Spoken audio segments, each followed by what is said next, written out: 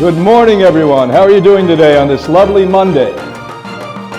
Come on now, you must be doing better than that. All right, good. Today we're going to explore real facts about nutrition and our history and how we have been eating all along. It is so skewed today out in the world that they're formally training our doctoral candidates bad information. And when I started to look at this a long time ago, it was not only frustrating for me, but in fact, I understood that this was harming the public globally. That worldwide, we have ideas that are completely wrong when it comes to what we should be consuming, how we should be consuming it. We get encloistered in our little cultures, our little world, be it the American culture, the European culture, the South American culture. And somehow, with our infinite inability to think, we literally believe that the world works like we see it.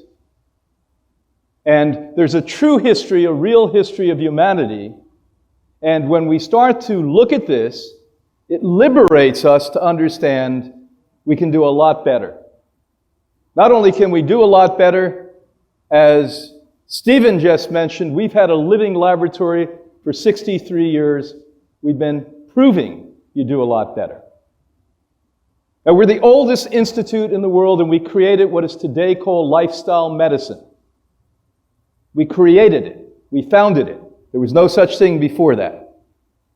And we literally said, yes, it's nice to take medicine if you're sick, but how about if we have a lifestyle that prevents us from getting sick, prevents us from aging, and by the way, if you in fact get yourself sick and age, can you reverse it? And the answer is yes. Because what we believe in our arrogance is that humans are so intelligent we supersede nature and God. Somehow we have greater wisdom, greater understanding, greater spiritual increment than the universe has. Now, I don't think anyone listening to me would be quite that arrogant to think that that's true. And would you not think that the perfection of creation in the universe gave us everything that we needed? There ought not to be anything else that humans have to put into the fray, because everything is available that we need. And I can emphatically say, after nearly 5 decades of doing my work, yes, these things are available. But the problem is, they don't make a lot of money. And we have cultures globally today that are based upon profiteering, not upon people. Not upon the individual health of humans and humanitarian health and global health. It's about profit. You and I often have surrendered our lives to those greed mongers who literally see you as a pocketbook, a wallet, rather than a viable, living human being, an important soul, an important person. And many of you, unfortunately, allow that to happen because you don't see yourself as an important person. Oh, yes, well, I'll just go along with everything the way it is because it's more convenient. Everything I say to my family or my friends, they mock me, so I'm just going to be quiet. I know I'm at this party and I shouldn't be drinking a drink or eating a piece of cake, but I'm going to do it so I don't look odd. The best thing in the world is to look odd, to be odd, to act odd, and at the end of the day, you may be the normal one.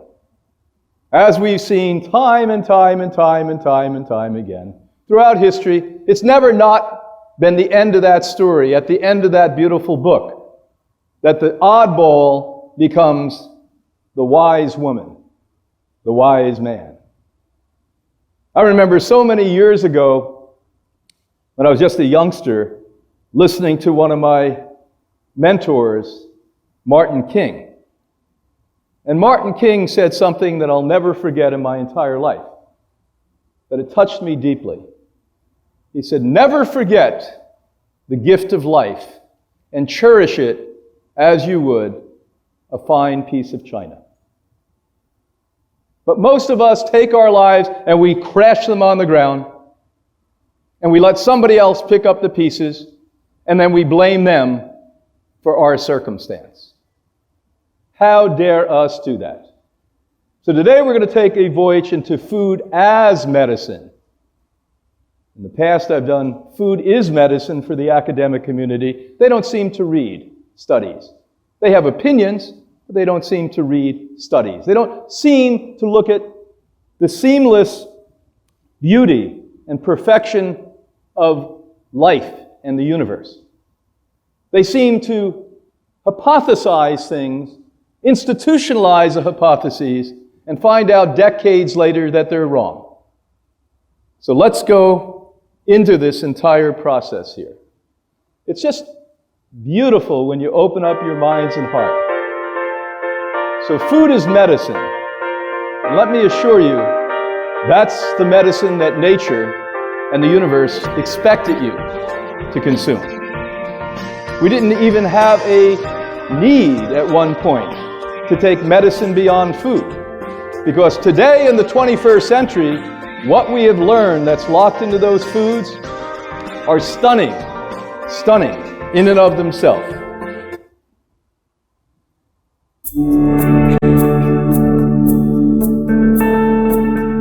Our ancestors emerged from the continent of Africa as gatherers, not hunters.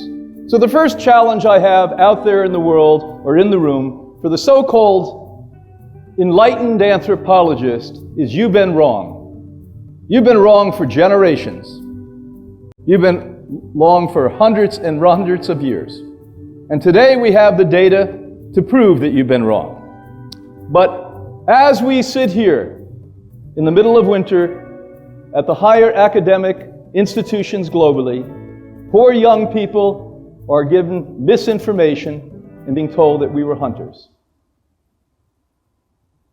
Now, the truth of the matter is, we have tribes that were nomadic. And what does that mean? Nomadic, moving from place to place. We just weren't content in Africa where we came out of a specific valley in Ethiopia. And Homo sapiens, our ancestors, literally started to walk out of there about 10,000 years ago. They went all over the globe, as you see in this chart, that was put together by tracing RNA and DNA of the bones of our ancestors. Now, there were different tribes, as you've heard in the past, but the tribe that came out on top were the Homo sapiens. Up until very, very recently, we actually said we never mixed with the Neanderthals. And we also incorrectly portrayed the Neanderthals as not so bright, cave-like people. Recent studies also show that Neanderthals' brain was larger than ours. So possibly they were not as foolish as we think they were, but possibly they were more loving and more compassionate than we thought. And there's two theories on how Homo sapiens took control and took over as a human race. And one theory is that we killed the Neanderthals, the Erectus, and the other tribes of people. Another one is that we outsmarted them. But looking at the circumstance we find ourselves in the beginning of the 21st century, I probably think the first is true, because we don't seem too smart at this stage.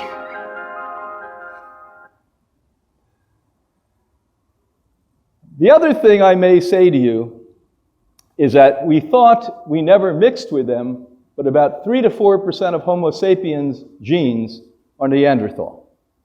And I do believe that that 3 or 4% account for every politician on the planet Earth today.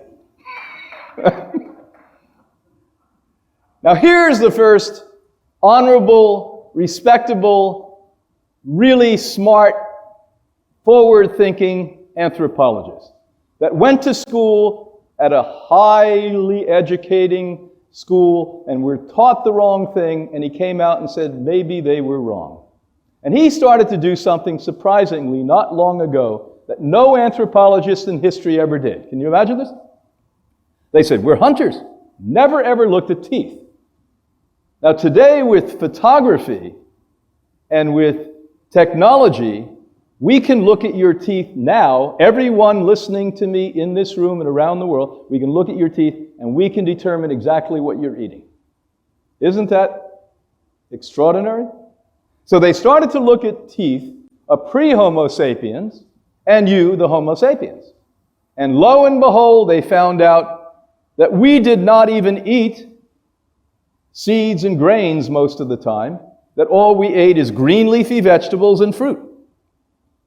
Now this is not challengeable, people. This is not challengeable. Because when you look at thousands and thousands and thousands of teeth over millennia, and you start to realize that the only time we ever eat nuts and seeds is after long-term droughts. So the anthropologists wisely started to see this 10-year period or 15-year period. We had indentations that were not there for decades or hundreds of years before. What happened? And the geologists just said, we had a drought then. Now when there's a drought, what's left of the plant? The seeds are left of the plant. So for that 5-year, 10-year, 20-year period, you see the indentations. Once the drought is over, guess what happened? All they began once again consuming is their natural food. Green leafy plants and fruits. Now those of you that have heard me lecture and read many of my books, we're telling you today in the 21st century that fruit is not a viable option for ill people. Why? There's 2 reasons. The fruit you're consuming is not from your yard or from your organic farm. It's from somewhere hundreds or thousands of miles away. So it's picked on ripened. All unripened fruit is highly acid and will rob your body, including your bones and your teeth, of minerals. It creates highly acid condition. Number 2, due to our more recent ancestors, they started to hybrid, mix one fruit with another to make them sweeter. So the average fruit today has approximately 30 times more sugar than our ancestral fruit. One small example I can give you when I spoke to the agricultural scientists is they said to me, do you like crab apples? I said, too sour. They said, crab apples are a hybrid. They're sweet compared to the original apple. Just to give you some levity on this. The third problem with this whole thing is that our digestive tract has been destroyed from eating processed sugar. Now, not too long ago, 5 generations ago, other than the incredibly wealthy people called the aristocracy, nobody ate processed sugar. Sugar, by the way, created the slave industry. Challenge anything I say. The slave industry was created for a handful of people, as always, the elite, so that they could have in their cupboards white crystal sugar that they only consumed minimal amounts of. We estimate it was about 1 kilo a year. I used to eat 1 kilo a day. 1 kilo a year. The second thing is, as we see here, Richard Leakey said, if we were carnivores, and my colleague and friend Michael Clapper alluded to this briefly on the panel the other day, we would have fangs and claws. The unfortunate people who don't know much about anything say, look at the canine teeth. Have you ever seen a carnivore's teeth? If any of you have carnivore teeth here, we're going to escort you out. You don't have carnivore's teeth. They're fangs, long, sharp, razor-sharp fangs. You don't have claws. You break your nails if you sneeze. You know what claws look like in a carnivore? To rip the flesh from an animal? To put the fangs in and take it from the animal? Sadly, you don't have that. Many of you, because you're so insecure, would rather be that macho. But the fact of the matter is, you're not, you never will be, and you ought not to be consuming animals. Today we have anthropological truth. Let's give this gentleman a hand for saying, everyone in the history before is wrong, and I have proof of it.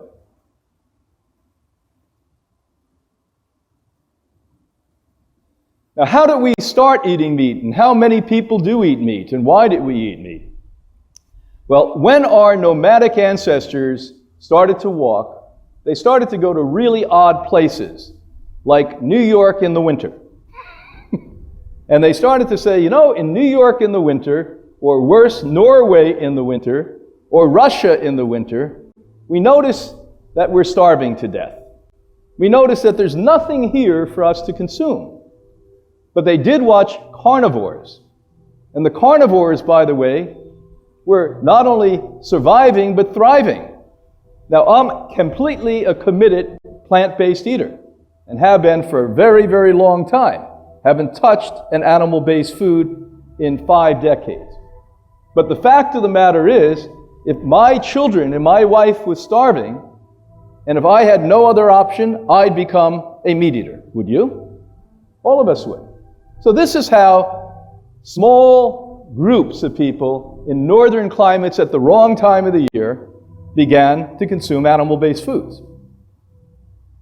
I don't suggest and condone it, but the fact of the matter, I understand it. Rational people understand it. In my book, Dairy Deception, I actually point out we know the genetics. 2,000 people were starving to death in Northern Europe and started to consume the milk out of the bosoms of another species. Now think about how odd that is. All of you that say, oh, well, milk is good because Dr. Schmahook from the University of Hook said it was good.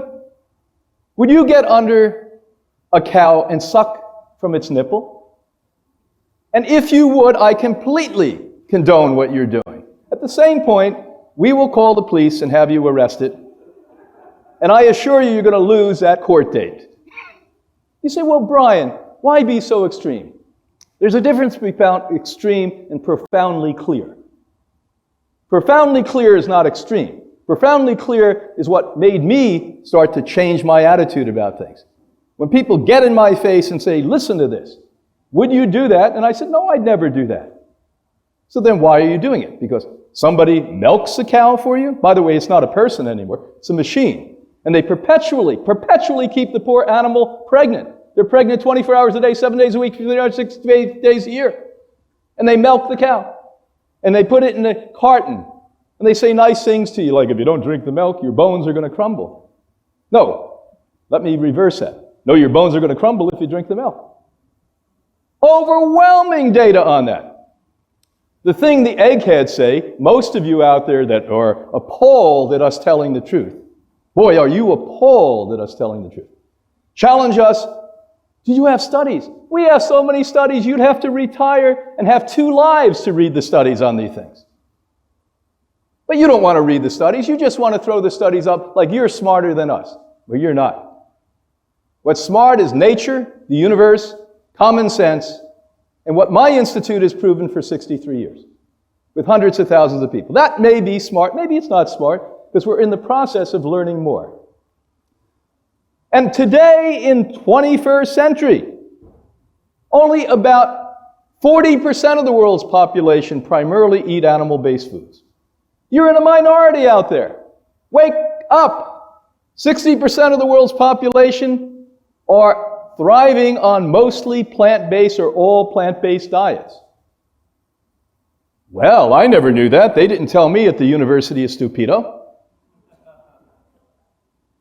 We were eating plants. You want to eat plants. The only reason you don't want to eat plants, like I didn't want to eat plants, is because you never ate a plant. I didn't know what a plant was. A plant wasn't something my family ate, unless they were trying to impress the relatives during a holiday. It was impressive because the wealthy people 100 years ago and before ate meat. So it was a sign, by the way, that we have a little bit of money. We've achieved a certain level of success. So we're going to take the muscle of an animal that's called pot roast or steak, and we're going to fry it and we're going to bake it, and we're going to show you that we're also the elite. And that's how that whole nonsense happened. And if you look at the data which I have from the 19th century, the only sick people were the fat people who sat around doing nothing and eating animals. The peasants, your families, were healthy. And we created diseases over the last 100 years that never existed in the history of humanity, including type 2 diabetes, because we are plant eaters. The strongest man ever alive eats our diet. Muhammad Ali won 2 of his fights in the 1960s on the Hippocrates diet. Venus Williams, arguably the most important tennis player in history as a woman, is on our diet. Now, when are you going to wake up? Well, I want to eat a little bit of organic chicken. Just give me a little bit, just a little tiny bit of that organic milk. How about getting organic brain surgery? That's what we need. Get over this stuff.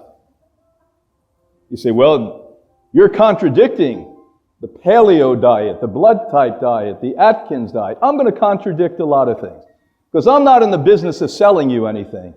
I'm in the business of telling you the truth. I will never be a salesman because I probably turn more people off than I turn on. But the fact is, when I go to bed at night, I feel good. Because I'm not talking out of an academic background only. I'm talking about a mass experience and watching the results of what is not a hypothesis, but reality.